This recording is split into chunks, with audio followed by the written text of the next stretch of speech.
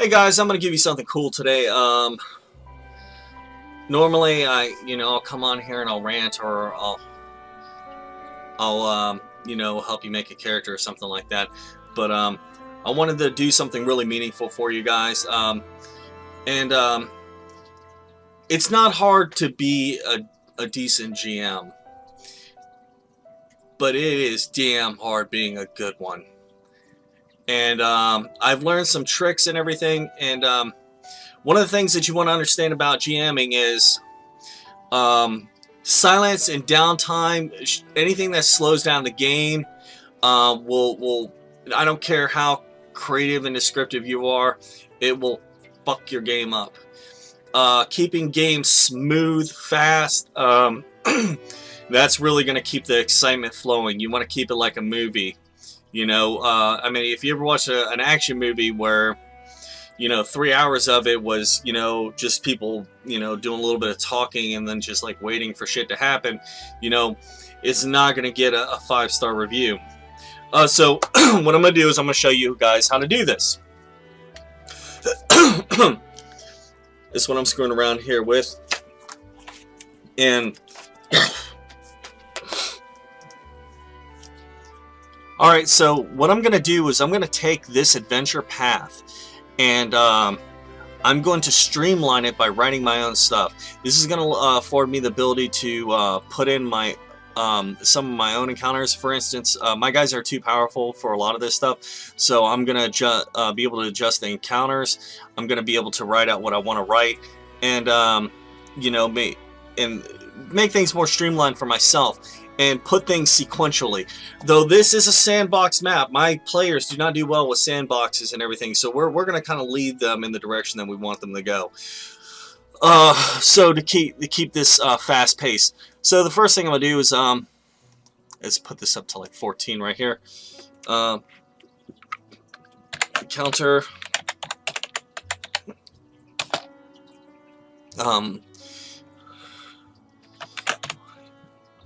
I think it's Dryad.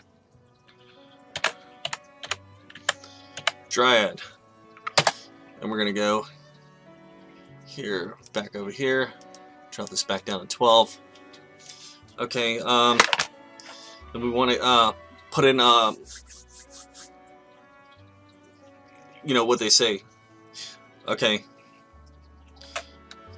you pull back, and let's start off with the heat is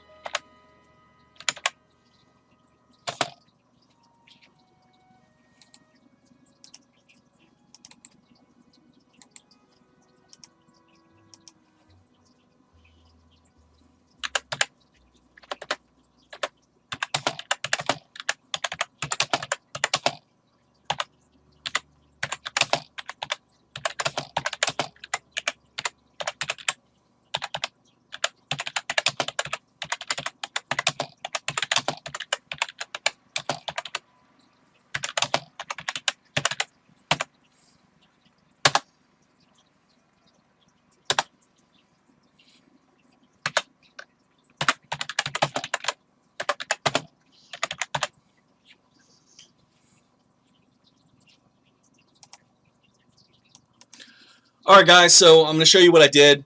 I was going to do it as I went, and I realized I was just going to take too long, and I didn't want to have you guys sitting here.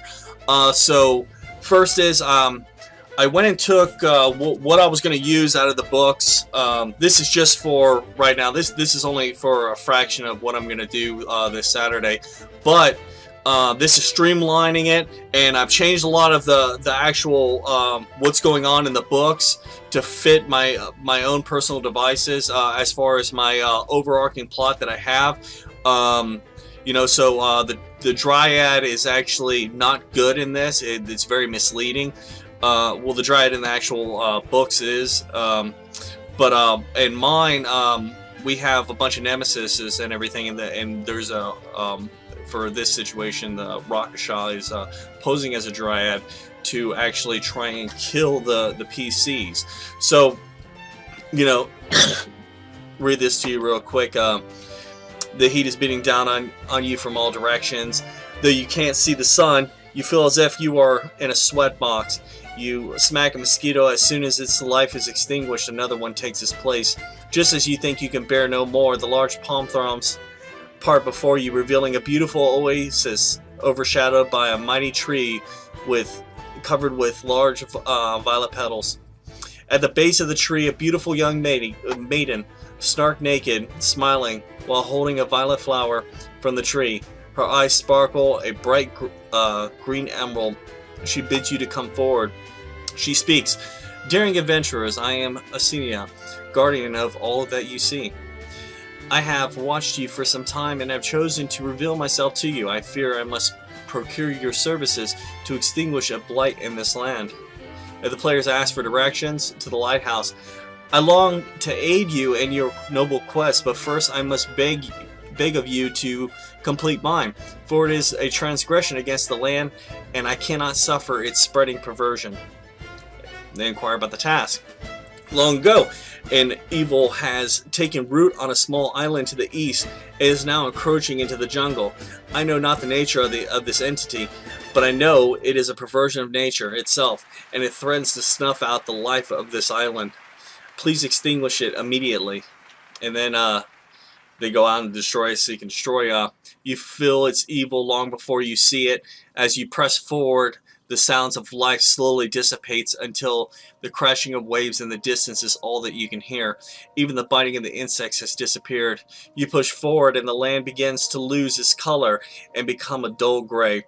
When you see it, an island completely covered in sickly looking mushrooms, you have a strange feeling of familiarity. The rickety old bridge missing several planks sways in the low ocean breeze. Unless more than one tries to cross at a time, it otherwise snaps. The bridge has a slimy mucus that slows your movement down by 1/2, but it's fairly easy to cross. So, you know, this is a little pointer to myself. Island of Mutated Death, mwahaha. At last, as the last man crosses the bridge, a hail of spears sailed toward y'all.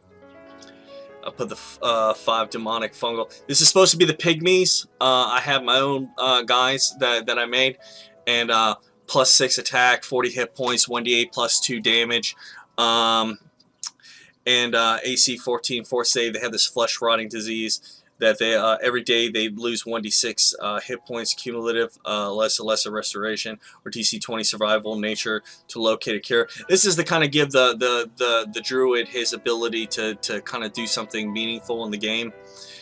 After the first volley of spears are thrown, they rush in, skin gray and dripping with pus and strangely corded muscles.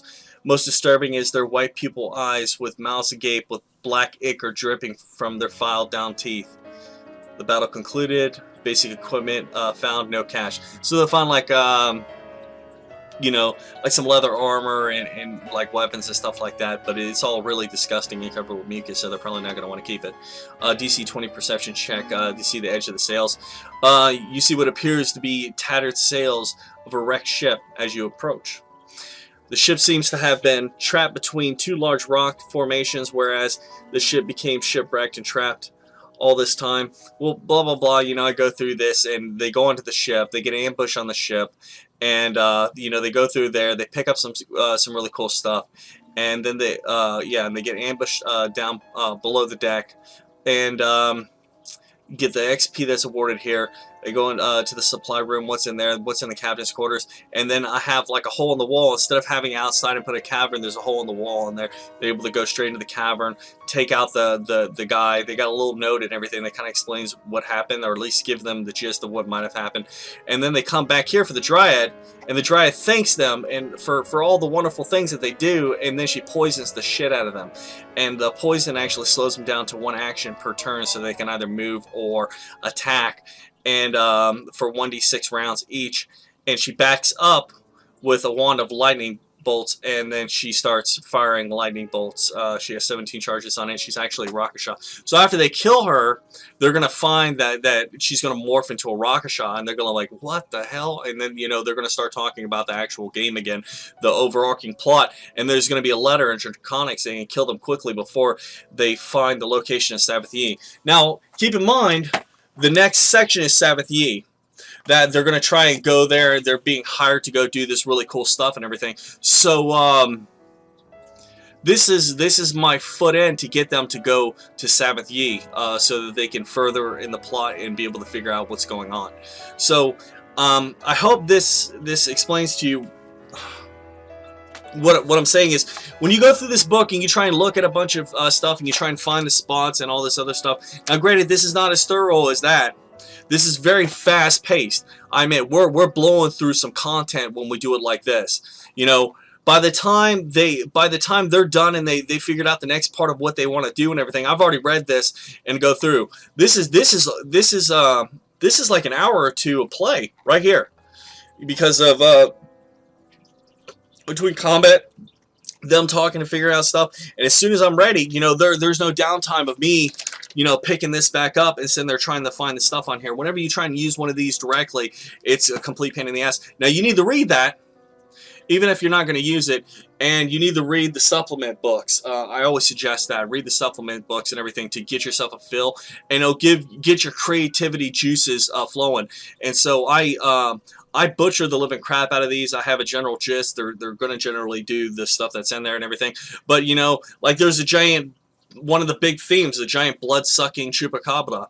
I'm going to shoot it to you straight. I'm never going to put a damn chupacabra in my game.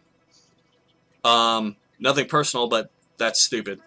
And, you know, I just think that's about the dumbest, you know, boss ever, you know, monster or whatever. I mean, they're like, oh, look, it's a chupacabra. Who's going to take that seriously? In mine, I put a small green dragon. Oh, no, a small black dragon. Why? Because it's black, it looks fearsome, and it spits acid. You know? And I could justify giving them some actually cool shit over it. So, you know, you see what I did and everything. If you guys have any questions, please let me know, and I will try and answer them as thoroughly as possible. But this is so that you can streamline your game. One of the things I wanted to point out is you need to set the pace. You got to have a couple paragraphs in there, you know, where is my, what the, yeah, you got to have like a paragraph or so in there, just kind of getting the feel of what's going on. And every once in a while you got to do that and everything, because you want them to be encapsulated on what's going on. Like for instance, like check this out. As soon as I went inside here, down below, you know, one side there, you know, I started giving like the description and everything, but then I slowed down as we went into more places.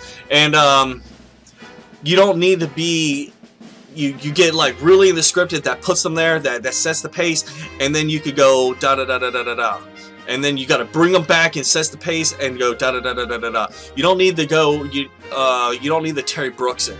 You don't need to go in massive detail over everything. I remember one time I read Terry Brooks, and he went in massive detail over, I want to say it was a table.